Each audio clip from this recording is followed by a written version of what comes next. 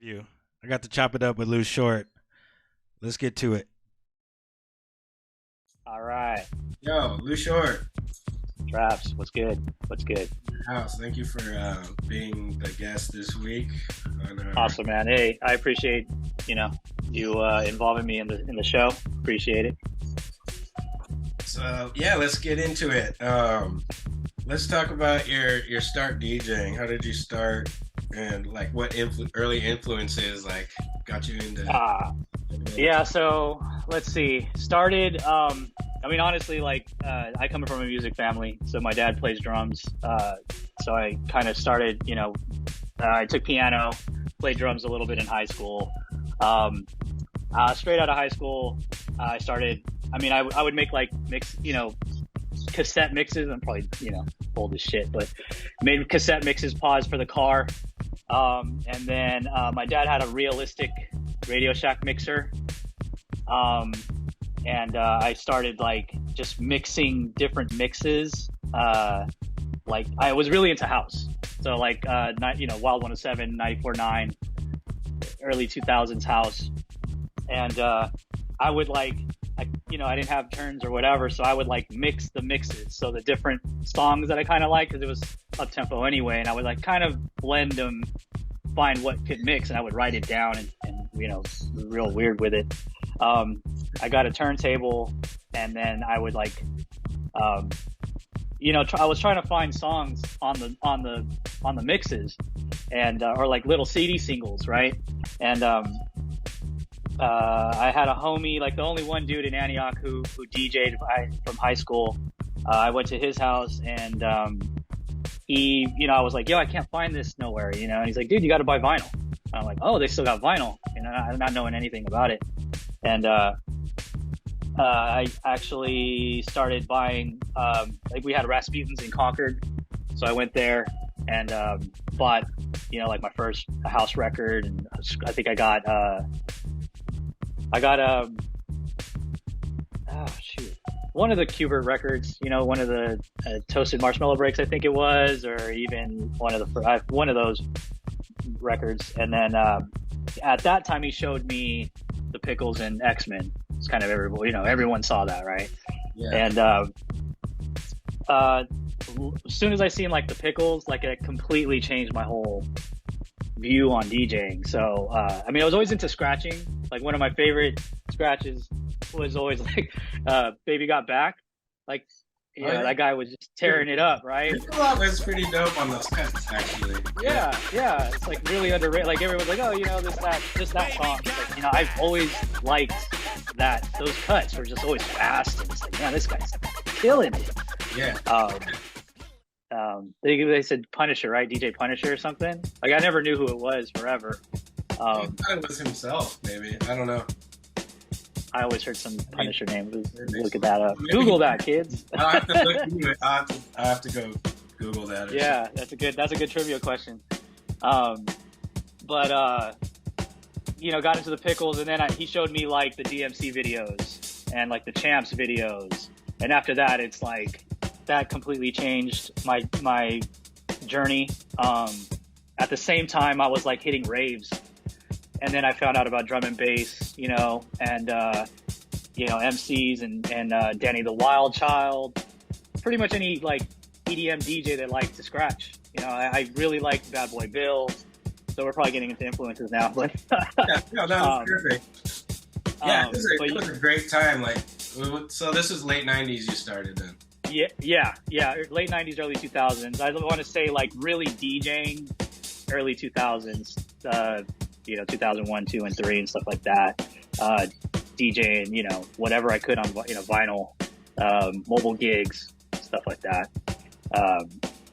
So yeah, I really came from like a house background. And then collecting vinyl, you get the old school records, hip hop, all the classics, the stuff that I always liked on tape and stuff. I always listen to a little bit of everything, rock, rap, but a little bit too, yeah.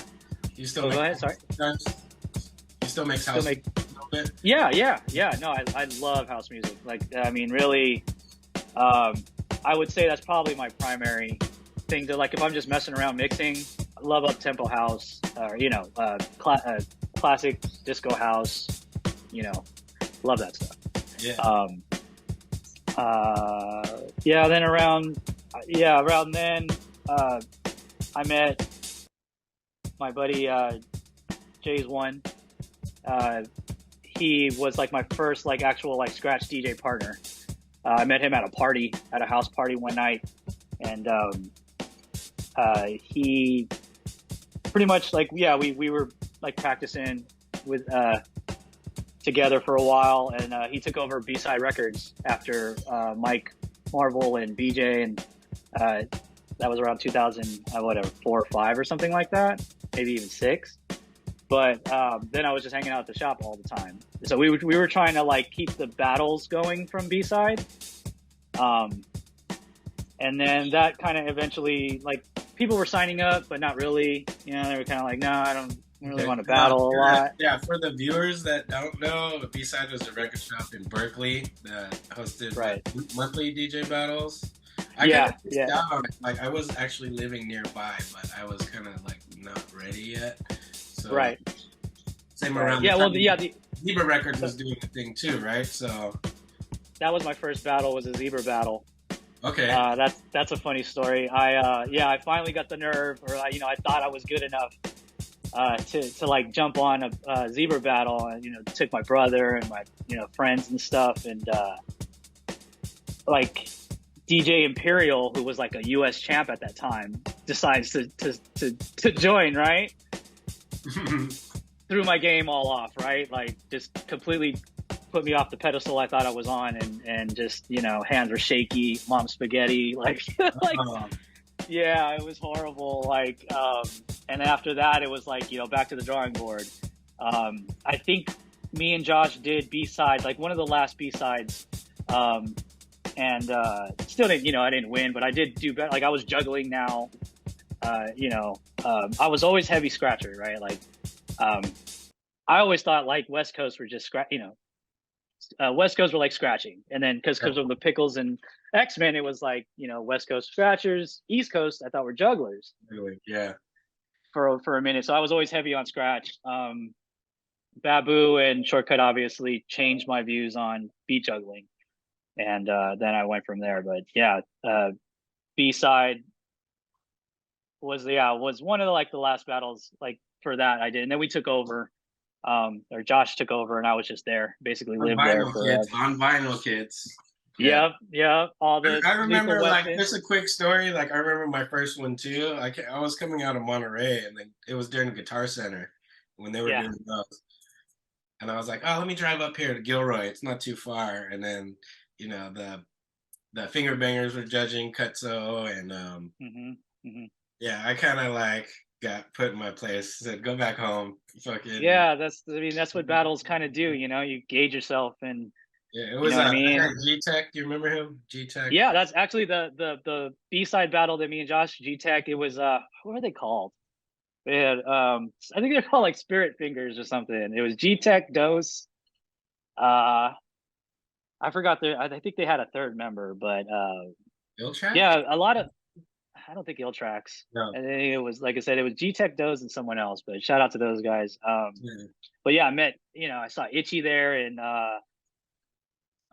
Miles Medina, which was, mastermind at that time, and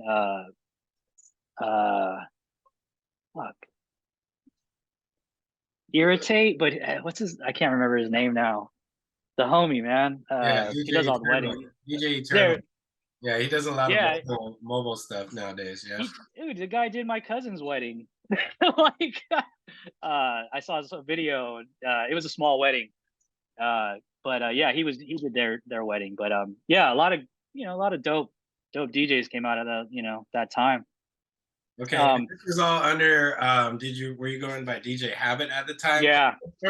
So I first met you about 2010, I think, in this young DJ Habit before he was a father. And I remember you rolled up, you had a backpack. I think you had like some whiskey in your backpack, and you're bro, I had the Henny in the backpack. Yeah, you got to get them nerves, man. Yeah, I know it was the grind time battle. Yeah, Dirtbag Dan stuff. Yeah, Itchy got me into that. So this is DJ Habit, right? And yeah.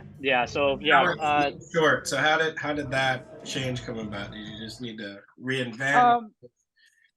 Well, yeah, like I'm not much of a I don't know.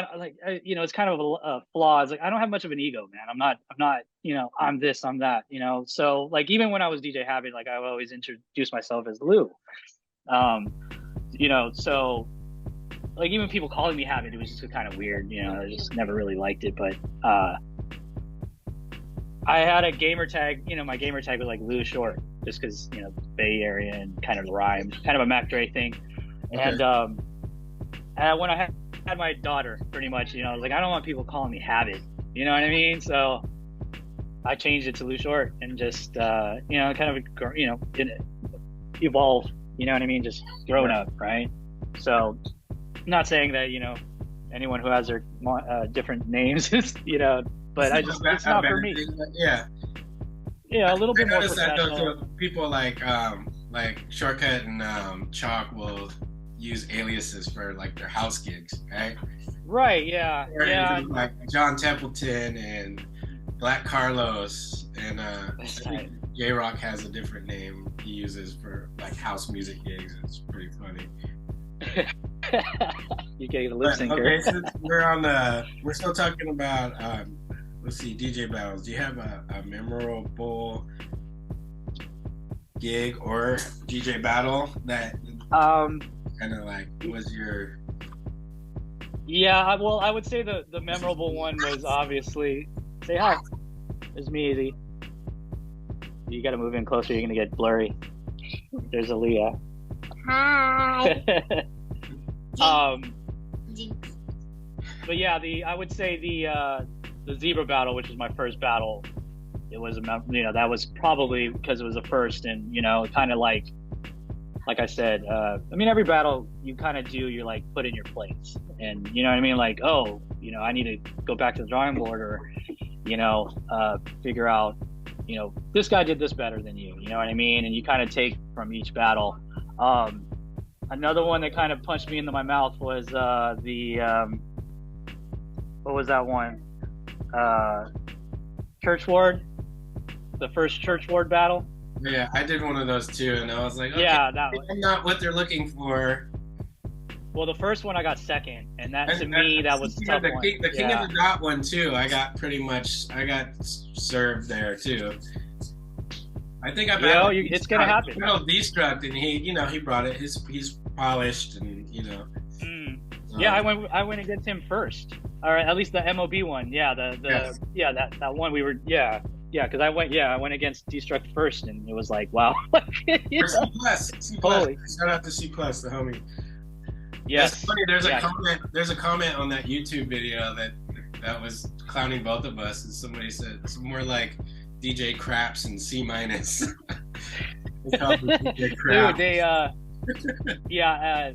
back in those days, like I would kick it with in Berkeley. We would kick it with the Filthy Drip guys. So the Filthy Drip guys, they were the ones that did all the airbrushes for all the Bay artists, right? And I used to do that shop a lot. And they would give me shirts, and I had like this. It was an Oscar the Grouch shirt, and it was like "Love My Haters." And on the YouTube video, somebody was like, "Oh, the shirt's appropriate because he's trash." I was like, "That's awesome." The rap crowd can definitely be a little more harsh than like going to a DJ event. You know what I mean? For sure, yeah, because they're all battle and the battle rapper crowd. It's like they live to talk shit, and it's it is what it is. But you got to have I think in this game you got to kind of look at not take yourself too seriously. Although it's all b-boy and hip hop, but yeah, like if you have a thin skin, sometimes it depends how the dice roll, right?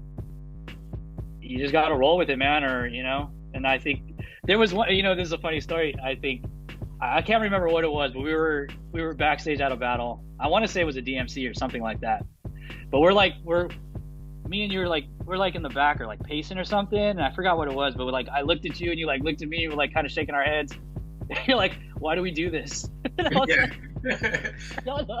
That's that, you yeah, know? that feeling of like, yeah, you don't know. It's like naturally you want to do well and potentially win it, right? But Right. yeah, I used to go through a lot of weird mental stuff where I'm like, Yeah. Um, okay, let's work on that later. Okay, start. okay, we will. All right. Yeah, like where I But would yeah, say what's up to people, but like keep it as brief as possible because I didn't want anything to get in my head. It's very mental. Like, but yes, for sure, for sure. That's why, like, I'm yeah, that's why I used to I roll with missed the that henny in the whole, backpack. I missed the whole zebra era. Like I was living in the East Bay too, and I think I took the bus over there, and like it was at the tail end. But that must have been dope to like I used to have a tape, and like all the OG DJs were in there. Swift Rock was there, Shortcut was there. You know what I mean? Like Nice. we Yeah. No, those are good. must have We been. definitely got. We were sorry.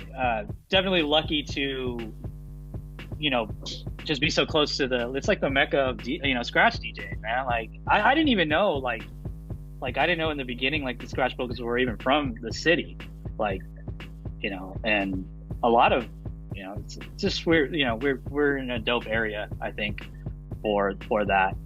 But yeah, a lot of DJs came out of there, that whole generation. Um, but yeah, Since we're blessed to be in the Bay, man. For real. yes, for sure. Yeah. Okay, being that is the most one of the memorable times. Let's talk about a nightmare gig. Like what's like Nightmare. Yeah. that is having like because I know you do mobile a lot, right? And that kind Still of do. thing. Yeah.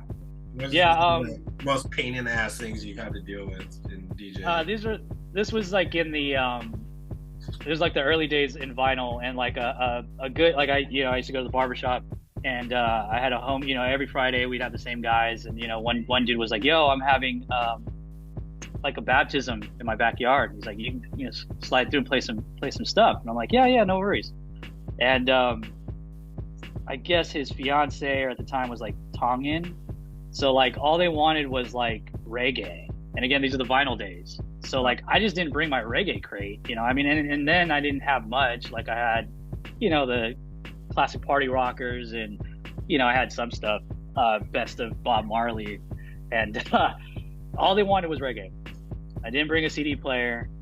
So I was like, I like basically, just ran through it, like letting the song play and finish, like not even mixing nothing, just playing Bob Marley, and then going through like the dance hall stuff that was probably right. yeah, but like that just taught me, it was stressful, but that just taught me to basically just communicate, man. Whatever gig you're doing, call the people before and see what type of vibe they want, and it's just it's all learning experiences. I used to do the Shattuck Down Low, and this was like the same time, 2010 2012, somewhere around there, but it was like house and then rap, you know what I mean? And it was like every time I get into the house thing, people want to rap. When I play rap, they want the house and mashups, and so it's like you got to be on your toes, man. You got to read the crowd. You can't just sit in front of a laptop anymore and just stare at your screen. Like, play what you want. You got to, you're there to play, make people dance. So you got to kind of keep it moving. I still have a hard time with it. Like I'm still picky about like what I'll take because I'm like, no, I don't for sure. That. Or like I know the age group is gonna be like under 30. I'm like, yeah, exactly. Stuff that's relevant to like what I've already have experience with. Like I'm not always trying to play. Yes. Like that. Like yeah, for sure. Like it. You gotta get paid. Like that's the balance, I mean, to me, it's like I'm fortunate enough to get paid for something that I love to do. Now again, sometimes I don't agree with the music, but I mean, it's better than working some shitty job, right? So, the way that I try to look at it now is any gig, that pays, just try to enjoy it as much as you can. But I mean, you got to be prepared. And nowadays with hard drives, dude, it's almost impossible it's like now I have too much music to go through, there were sometimes you get lost in the shuffle. It's like, when am I play next? And you just had a record, you're probably like, oh, I'm just gonna play this, boom. But You gotta, yeah, that's definitely have overwhelming. my Digital yeah, is kind of can be overwhelming if you're. It's definitely something you need to stay organized with. very much. Yeah, So what's yeah, your it's constant. Sorry, go ahead. uh I was I don't know how much time there is on the recording. Like I don't pay for the extra Zoom, so Yeah, yeah, yeah. like Speed it up. Speed it up. let's see. What's your current setup right now? What are you So my current setup is I got the 72 Rain.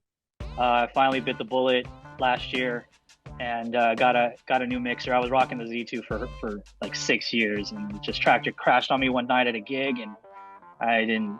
I was like, man, screw this, you know. So I got the 72 Rain, two techniques, basic, basic battle style. Um, and I mean, for like beat making, honestly, like I just use Machine. Um, I've been learning Ableton since COVID hit. I finally learned Ableton, um, and I'm like starting edits and stuff like that. Learning just learning new stuff. But yeah, basic setup, two turntables and mixer. I see you've had some edits out actually too. Like you posted on your story you had like something on a Lethal Weapon. You put out an edit on there. Yeah, so during the B-side days, and shout out to Jay's One and DJ Hoax, who's part of the Ground Stick team that I was on. We made so I think he got Josh, owning the record shop, got a lot of the contacts. We got like 10 minutes, but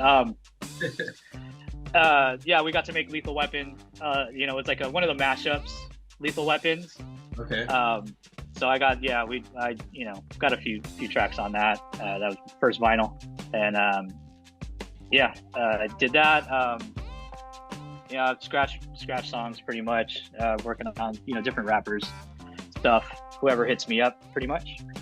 Oh, okay. So I got a Buku actually. Buku won, and he was like, "Yeah, I'm doing stuff with Lou Short." I'm like, "Oh, that's a homie, dude!" Like, yeah. I'm actually gonna try to get him on one of these streams too. We're gonna, I don't know, trying to go skate and then chop it up with the. I mean, it's kind of the turntablism thing a little bit, but he's part of the culture. So no, yeah, he's for sure part of the culture. He was. I met him in the Red Bull. So Josh, the B-side days, he was sponsored by Red Bull, so we would get a lot of Red Bull gigs. I did a skate thing. I think he couldn't make one time, and I got to meet Dell, and he was like Dell's, I think, like tour manager at that time. So I met him then. But again, I was DJ Habit. So when like he found out I lived in, Contra Costa County, he was in the same, and he was like, "Oh, you cut, get on the song." And I was like, "Yo, I met you, blah blah blah." He's like, "Oh yeah." So, no, he's dope too with graffiti. You know what I mean? Yeah. He's a homie. Yeah, so we're definitely gonna. Are some of those out? We can run some of those too on this stream here. Yeah, I don't know if they're digitized, but I mean, I can send you whatever. So on Spotify, I have a playlist. You guys search for me. It's called featuring the Scratch DJ. So it's some of my songs, and then the top. Feel free to go through that for some of your shows. There's some some not so known scratch tracks and some known stuff. Jazzy Jeff, the OG one. Some just featuring some scratch DJ hooks and stuff like that. So you guys can go through that. It's good little playlist I got going. Okay, here's another one that I wrote down. I just jotted these down last night just to kind of make it interesting. What's your favorite scratch record? Favorite scratch record. I'm gonna go of all time. I'm gonna say record, right? That is a good the beat. The beat's on there for sure. I love the long extended electro, how it's all continuous. Yeah, that's good practice for sure. No, but I mean it is a good one. OG scratch record, I'm gonna say Hee Haw Breaks, just because it was so much on that. And that just kind of, very influential. New style, I like the Enter the Scratch games. I like, the unskippable stuff. That kind of, like, I don't have ultra pitch. So it kind of taught new patterns because I had to play it fast. So my phrasing really kind of, I learned, like, oh, wow, like if you just kind of let I Yeah. noticed that. I noticed that with your scratch videos, you are cutting up those records, but without the ultra pitch. So you Got gotta. techniques, man. Like, yeah, I don't have an ultra pitch turntable. If anyone, has want to donate, but yeah, I'm trying to find one too. I'm like, man, should I yeah, get into that whole thing? Like, I feel like, but then some people, like, I've heard people say they don't like it because they get too used to it moving, the platter moving slow, and then when they get on text, it feels weird. yeah, definitely. I've been, I went to that Fugwell's spot in Walnut Creek, and they have an ultra pitch, and so I've been kind of like that was like the first time I've actually messed with it, and it's definitely you gotta get used to it. So because I don't even, yeah, like I said, I've been scratching for a long time, and I don't even know like it's like it just takes some time to get used to that. So, but yeah, scratch record. I'd say the spinner, the scratch games are dope. Practice your cuts are dope. Shoot, anything from Swift Style's dope. I mean, there's a lot of good scratch. There's a lot of scratch records out now. Just crazy. It's hard to keep up. Yeah, I've been actually ripping them too. Like that's another hack that you could do with ultra pitch is pitch your turntable all the way down, and then record it in your Serato, so you get a little bit more tempo out of it. Yeah, I mean a lot of people don't like the sync button, but I use it for that. Like when I have to pitch down my cuts, like I just use sync. I mean, I'm not syncing to mix, but I use sync for to get that, and then what I mean, pitch it down. Oh, pro tip from Lou Short there. Yeah. Sure. So you can use the sync button. Just know when to use it, right? Like technology, use your technology. It's there for a reason. And that goes to like the basic, right? You got to know how to like blend before scratching, right? If you're for sure. 100 BPM phrase to a 70 BPM beat, it's not gonna fit in the beat, right? Yeah, that's the first thing I tell people when they're cutting it up at sessions. It's like it's okay, get your headphones, try to beat match as best as you can, and your phrases will fall where they need to be, so it makes your phrasing easier. Another pro tip. This should be basic, right? Some people don't know though. This is yeah. Great. People need to. It's dope to hear the reminder. Like I've been DJing for like 20 something, or I've had turntable. I've been on turntables for 20 something years, but like to hear some of the. I still go watch Turntable Mechanics and like hear all this. Right, you got it. Like, oh, this is how you set up a tone arm, and this is how you balance the needle, and this and that. Like, okay, like. Yeah. Mind yourself. Yeah, you always got to go back to the basics, man. And sometimes it'll help you out, even if you think it's minuscule, easy peasy beginner stuff. It always works. We're getting closer to. The end. I see. So right now, I just made this up too to keep it interesting. This is like a this or that segment. Okay, you're gonna have to pick one. All right, let's go. And if I don't choose right, I got to take a shot, right? Oh no, that's another shot. Oh man, we got to, man. That's too early. It's Sunday. Here we go. This or that. All right. Whiskey or cognac? Cognac. Yeah.